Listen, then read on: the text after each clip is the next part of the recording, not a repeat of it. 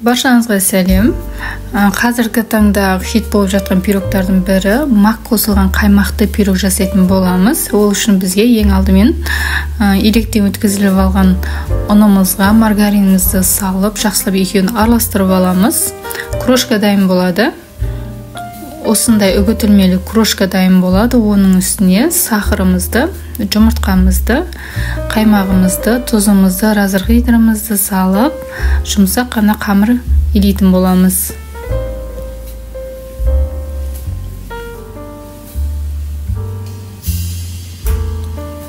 Осылай барлығын араластырып, қамыр дайындайтын боламыз.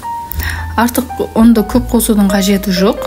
Осы веси бойынша істесеңіздер, өзі қамыр әдемі біркелкі болып шығатын болады. Егер веси болмаса, көз мөлшерімен істеген жағдайда қамырларыңыз сұйықтау болып тұрған болса, кішкене ұн қосуға болады. Не болмаса қатты болған жағдайда қаймақ немесе жұмыртқа қосып жіберсеңіздер болады.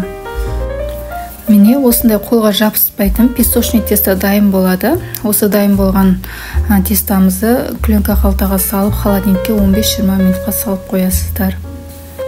Одан кейін осындай формамызға ұн сеуіп, қолымыздың көмегімен осылай тестамызды жайып аламыз.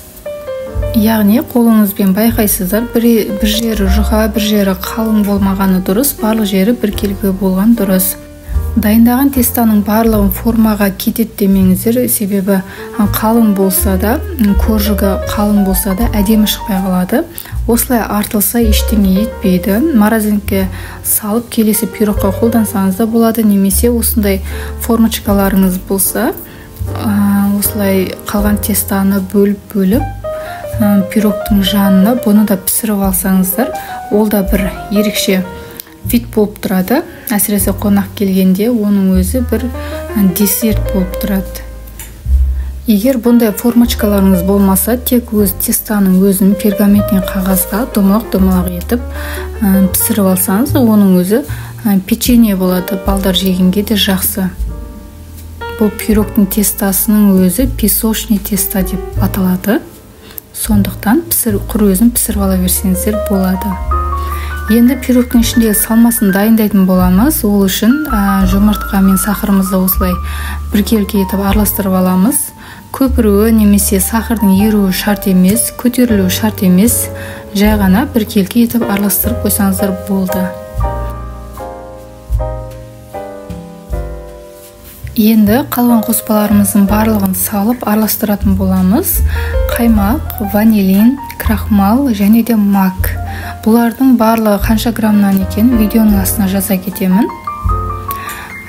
Осылай біркелкі етіп араластырамыз. Бұны да көп араластырудың қажеті жоқ, себебі сұйық болып қалса да болмайды. Осылай біркелкі ғана бір-екі рет айналдырсаңыздар болғаны.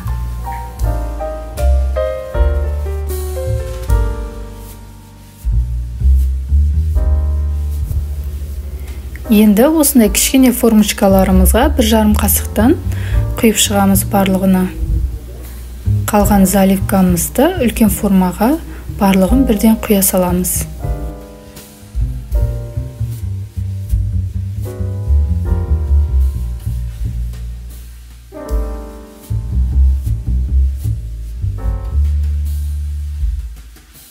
Ал кішкене формочкаларға мен әсемдік үшін грецкий орех қойып шықтым беттеріне. Одан кейін үлкен форманың қастарына тізіп қойып осылай пісіріп алдым. Алдын ала қызып тұрған духовкада 160-170 градуста 35-40 минутта пісіріп аласыздар. Пісіп шыққаннан кейін осылай үлпілдек болып тұрады, бұқылдап тұрады. Ол кезде тиіспейсіздер. Барынша суу керек. Суығаннан кейін барып осылай шешіп аласыздар. Ал мына үлкен формадағын жан-жағы өзі алынуы тез піскен екен, ал астындағы өзінің темірі болады. Сол темірін пышақтың көмегімен бір рет айналдырып алыңыздар. Өйткені кескен кезде асты жабысып қалмау керек. Осымен пирогымыз дайын болды. Басқа да видео рецептерді жіберіп алмас үшін қоңырауша белгісін басып қойыңыз. Сау болыңыздар.